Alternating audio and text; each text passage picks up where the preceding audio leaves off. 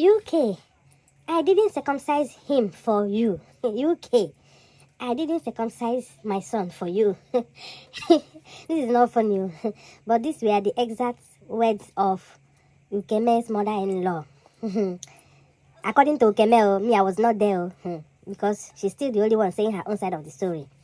And that was when she reported him that he has pregnanted another woman and blah, blah, blah. So instead of the mother-in-law to say, what? My son did that? How can my son go and do that?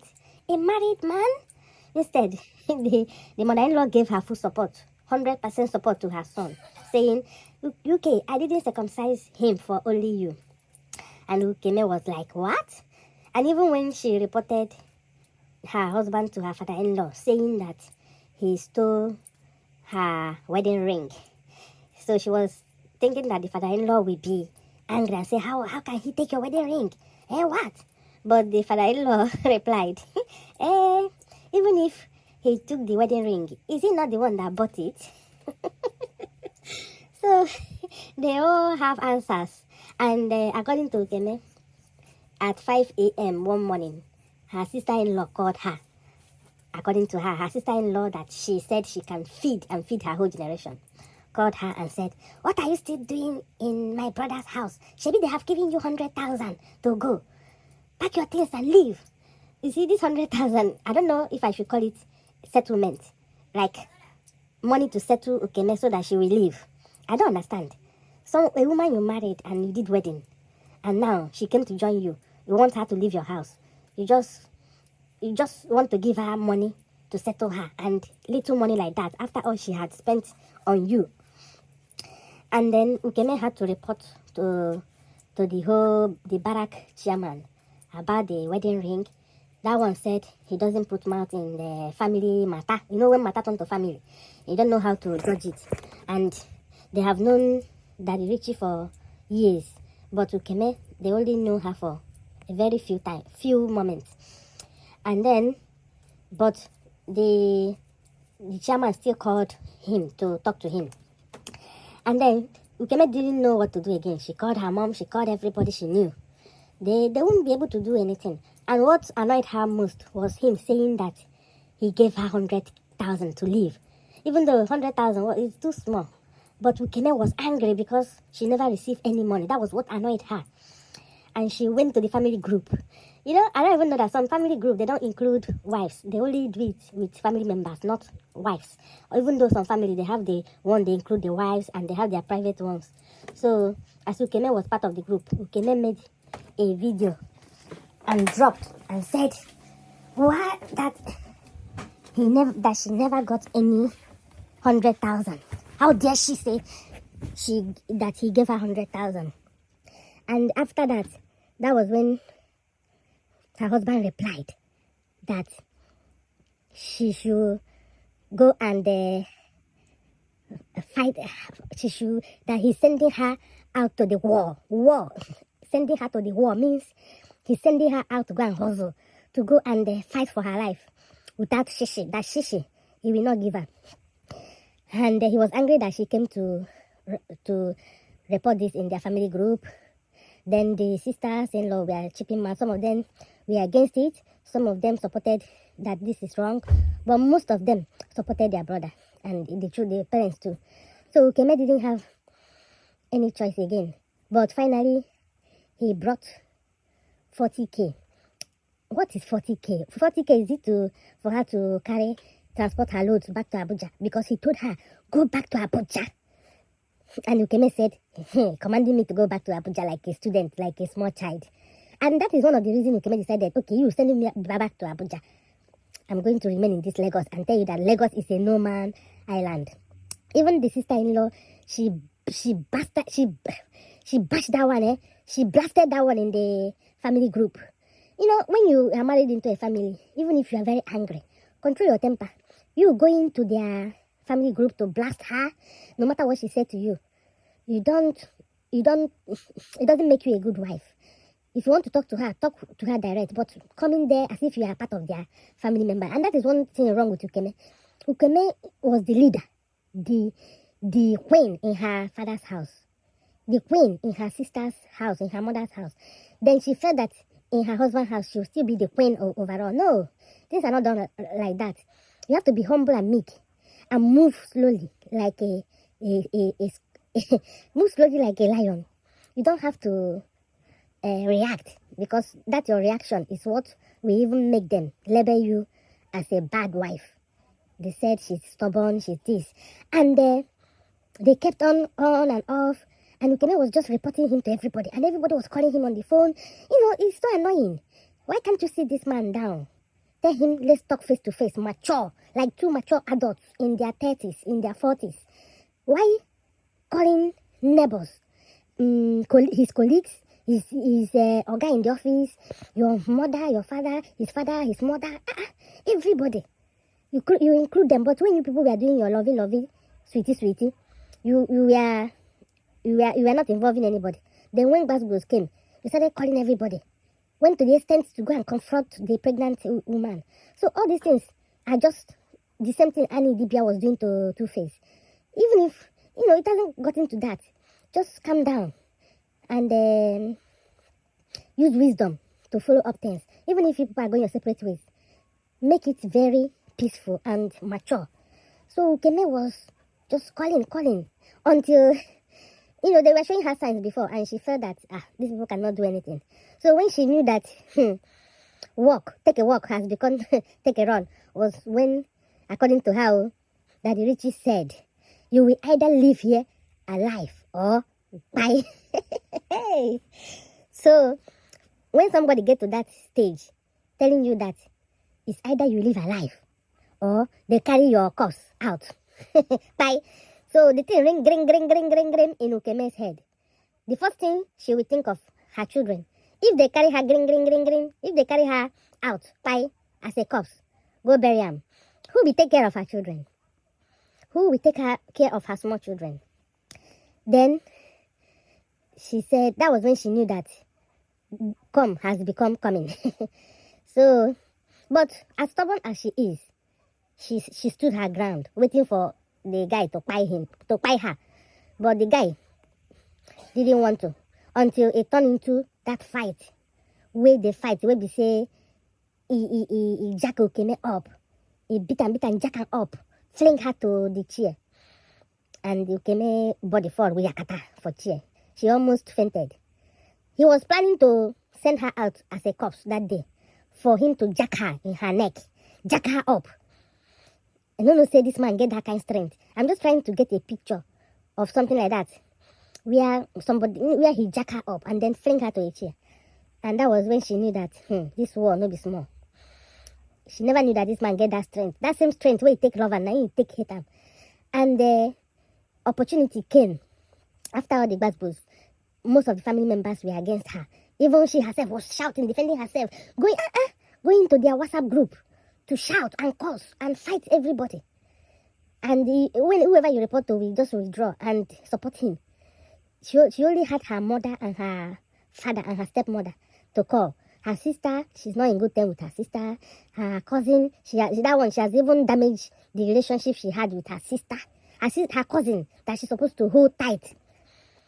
The time that this man proposed to you, your cousin was very happy. She was shouting, dancing, very, very, you see the joy in her that finally Ukeme is going to get married. She was there, shouting, rejoicing with you. She was overjoyed. Even on the wedding day, she was dancing, very happy for you. She even gave you advice that you should not be coming to report her, because she doesn't report her husband to you. That whatever the problem, you should settle it between yourself. So that was the time you needed your cousin or even your own sister. But because of the way you treated them in the past and felt that now you have an army man as a husband, you don't need any bagger. That all you need are your children and your husband. So when this thing happened, you didn't even know who to call. Your mom was very busy with her work, and your dad, he's with his wife. So they advise you and help you as much as they could.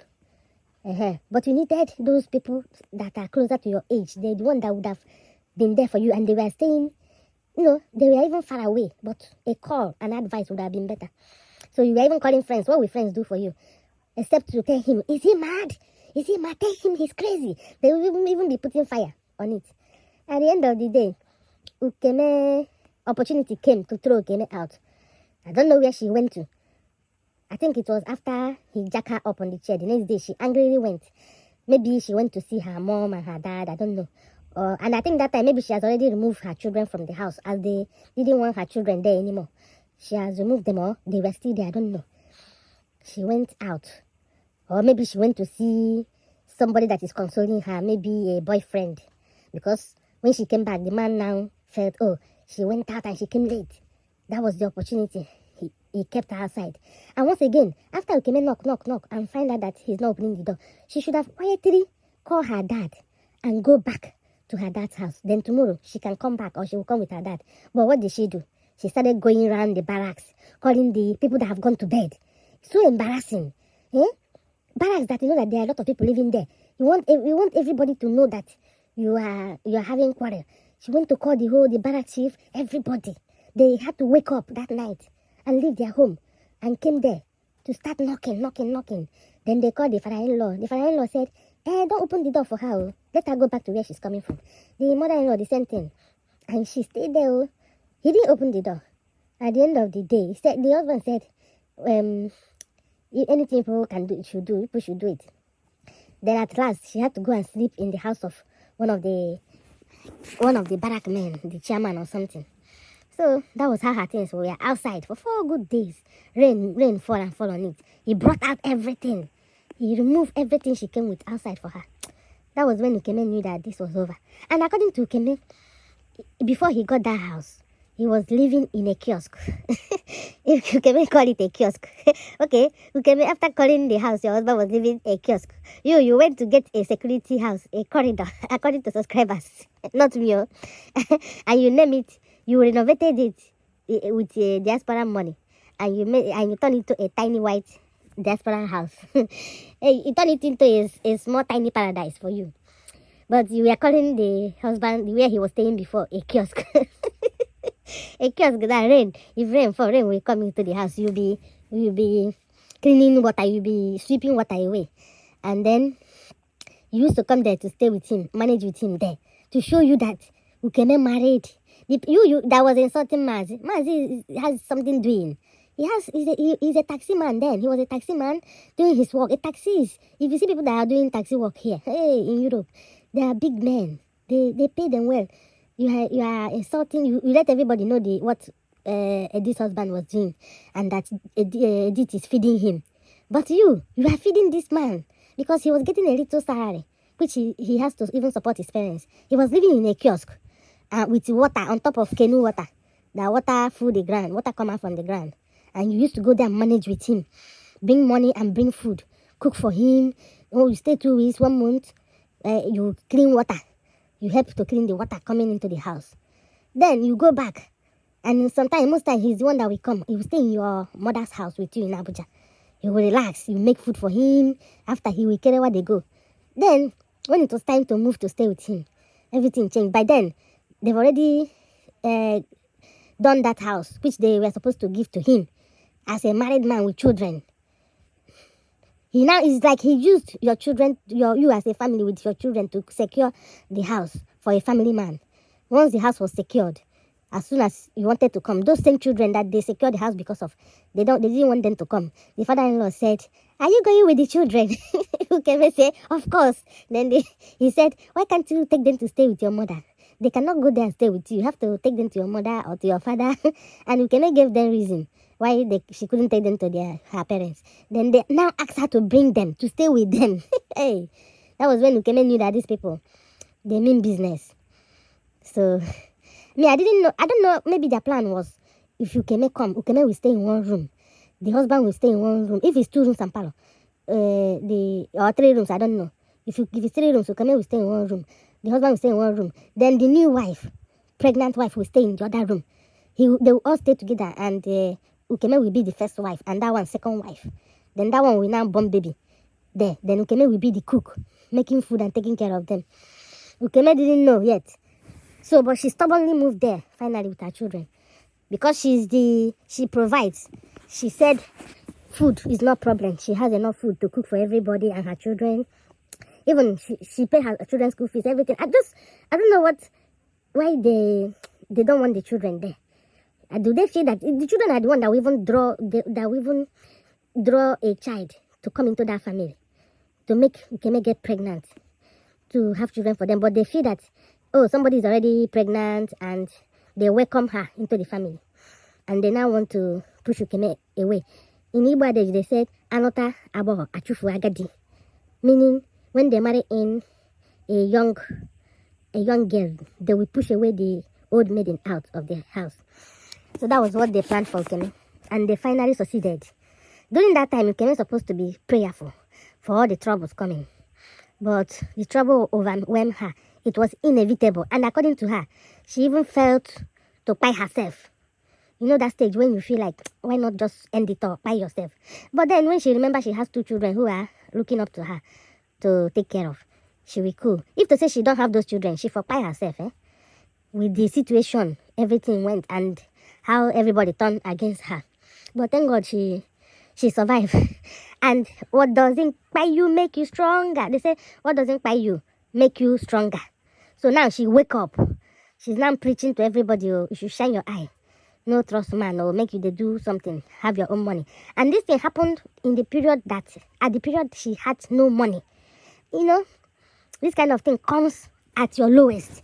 Because if she had money, hey, she can even move to a hotel, relax there until she's able to get a house. But she was desperate. She had to stay in somebody's house because of the school of her children. Then weekend, she will go to her father's house. School day, she will now come back to take the children to school. She refused.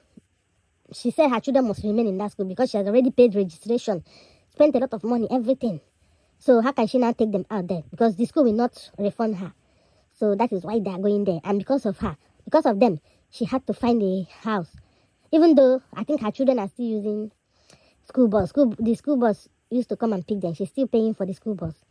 You know, in the morning, they'll get ready, wait. The school bus will come and pick the children to school and bring them back in the afternoon. Which means it's still not, the place she is still far. It's still very far. Because if it's nearby, if it's somewhere trekkable, they will just trek to school. Or she will just enter keke. Or organize a keke that will be taking them and be bringing them. But she wanted to prove a point to them that they are not the owner of the school or the barracks. And her children remain there. And according to her, children have already made friends with children there. So that was the story Ukeme told. But the father-in-law and the mother-in-law, they were very, very blunt with her. They did not even pretend or mince words so that it won't look as if they are supporting their son. They told her, pump and play.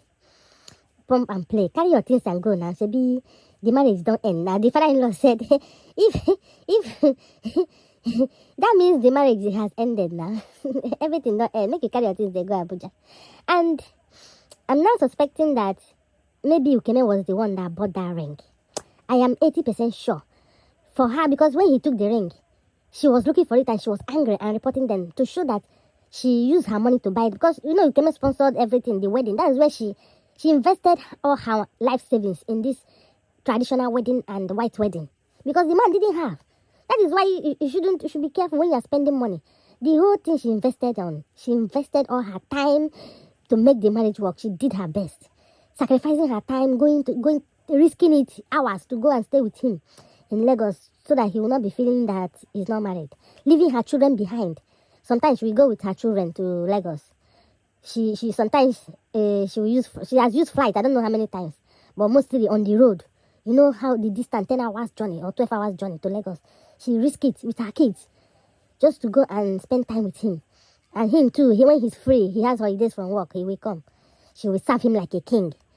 Provide everything he needed, carry what, everything. He will enjoy, finish. She will escort him again to the park and he will go back.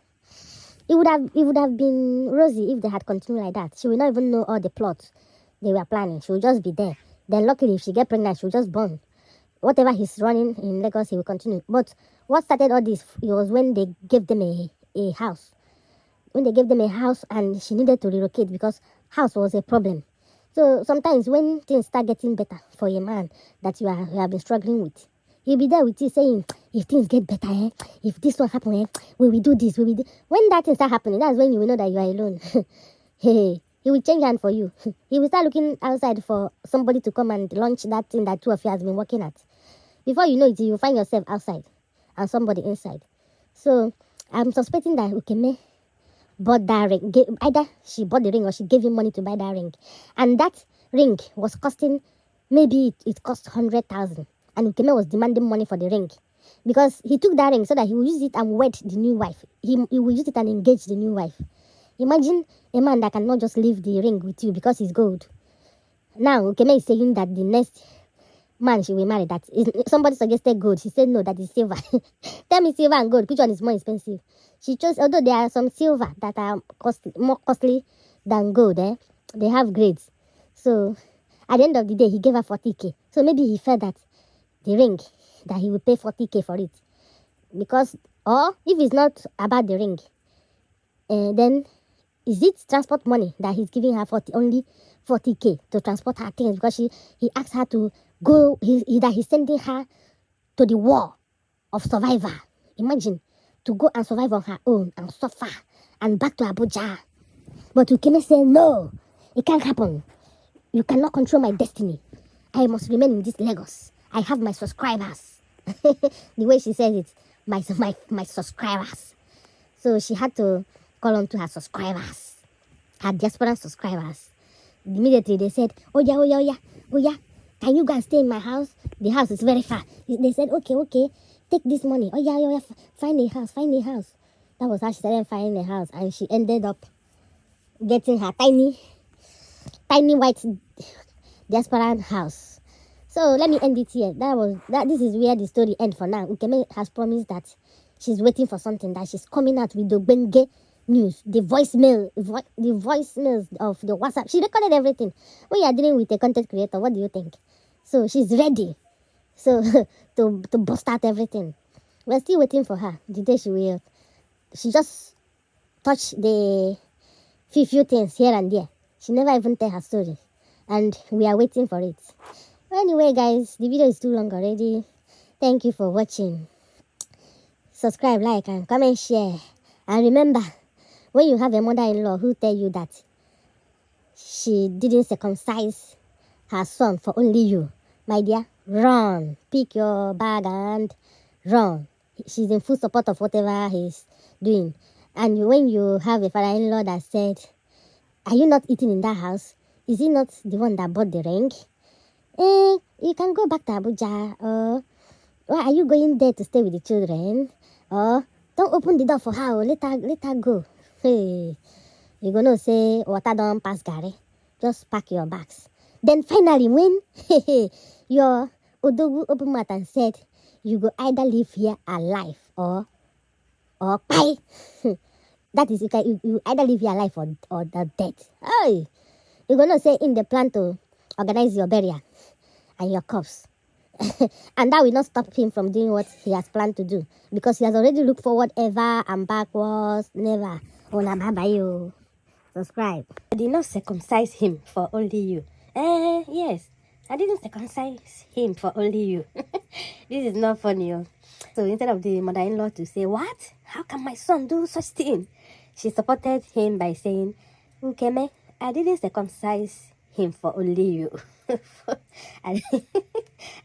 So to show that he was circumcised, to patronate a lot of other women even after marriage and wedding.